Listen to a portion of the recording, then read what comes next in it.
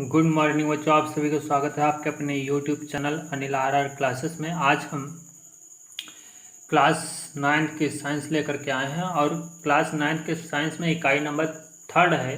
तो इकाई नंबर 3 में आपको जो है ना गति यानी कि मोशन चैप्टर पढ़ना है।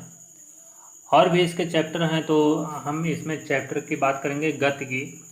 तो गति चैप्टर में पढ़ना है। जो इकाई नंबर 3 है ये आपके 25 नंबर की आएगी।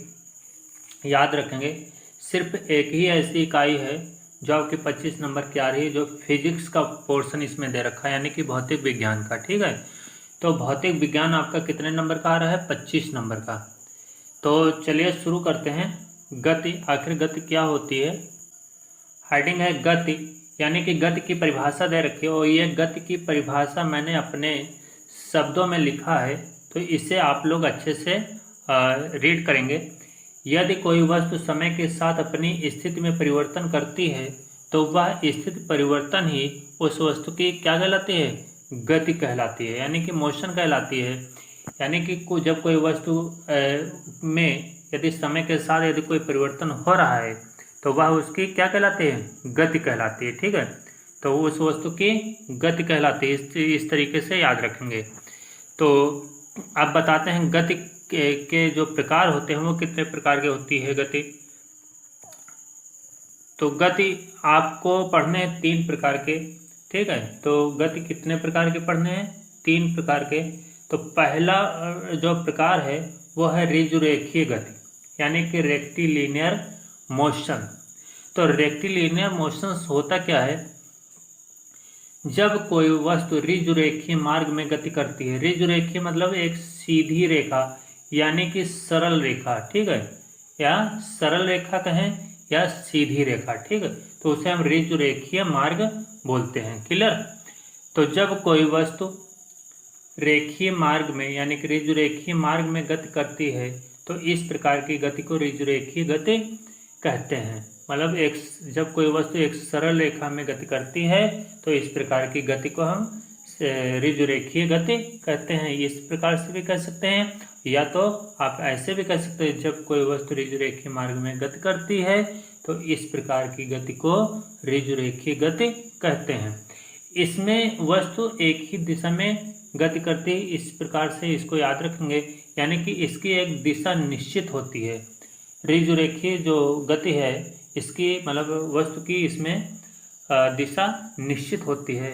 ठीक है, उदाहरण के तौर पर देखा जाए तो दे रखा है कि ऊपर से नीचे की ओर गिरती हुई वस्तु की स्वतंत्र गति। जैसे कोई पिंड है, ऊपर से छोड़ दिया और नीचे की ओर गिर रहा है। ठीक है, ऊपर से छोड़ा और नीचे की ओर गिर रहा है, तो वो एक हमेशा एक जो पथ तय करेगा, तो यानी कि एक जो मार्ग तय करेगा वो पिंड, तो वो कौन सा मार्ग होगा? एक सरल रेखीय मार्ग होगा। एक सरल रेखीय मार्ग होगा, यानी कि ऋजुरेखीय मार्ग होगा। तो ये आपका क्या है? उदाहरण हो गया। दूसरा उदाहरण दे रखा है सीधी पटरी पर ट्रेन की गति। ये भी आपकी क्या है? ऋजुरेखीय मार्ग में गति करती है। कौन? ट्रेन।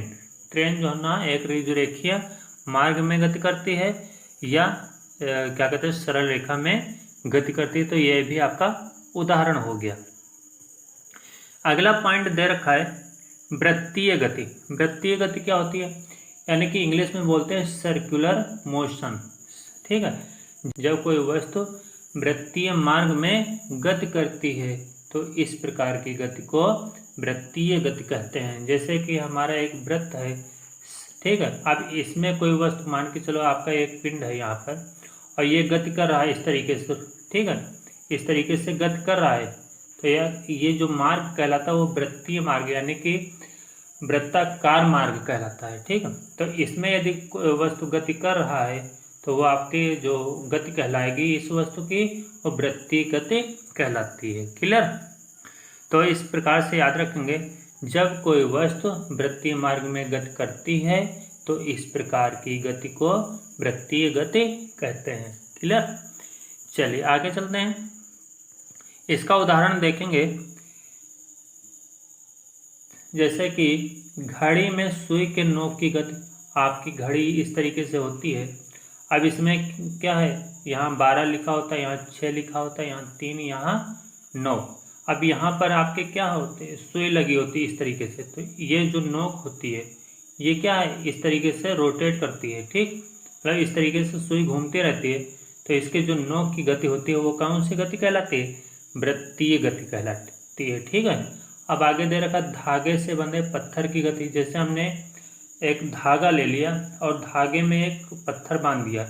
अब यहाँ पर मैंने हाथ से पकड़ लिया और इसको घुमाना स्टार्ट कर दिया, तो क्या इस तरीके से घूमेगा ना, घूमेगा ना। तो यानी कि ये इसका जो पथ एक तय होगा, तो वृत्तीय मार्ग की तरह एक पथ तय होगा, तो इसे हम कहते हैं वृत्तीय गति। यानी कि इस जो बंधे पत्थर की गति होगी वो कौन सी गति होगी, वृत्तीय गति होगी, ठीक है।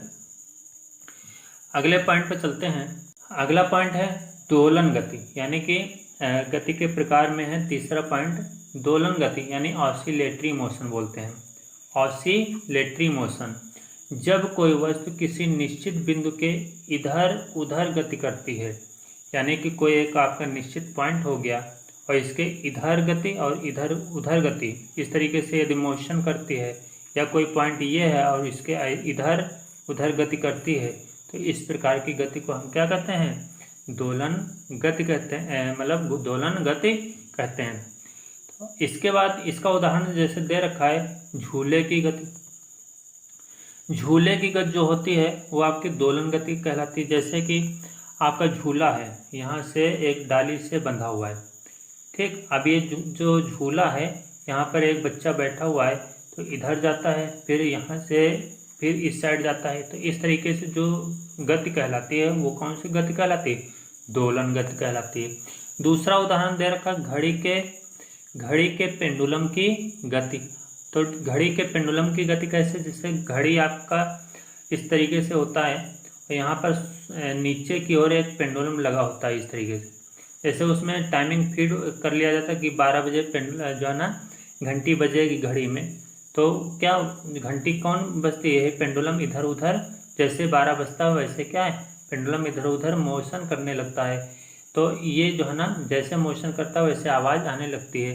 तो इस प्रकार से जो ये गति इसकी कहलाती है, मतलब इधर उधर जो गति करता है पेंडुलम, तो उससे ही हम क्या कहते हैं, दोलन गति कहते हैं।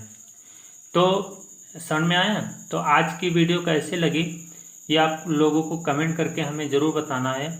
और हाँ, अगली वीडियो जल्द से जल्द आपको हम फिर देंगे, और आप लोग को एक कमेंट करके प्रश्न का उत्तर देना है कि परमाणु क्रमांक 28 वाले तत्व का नाम बताना है। परमाणु क्रमांक 28 वाले तत्व का नाम बताना है और उसका प्रतीक भी बताना है। क्लियर।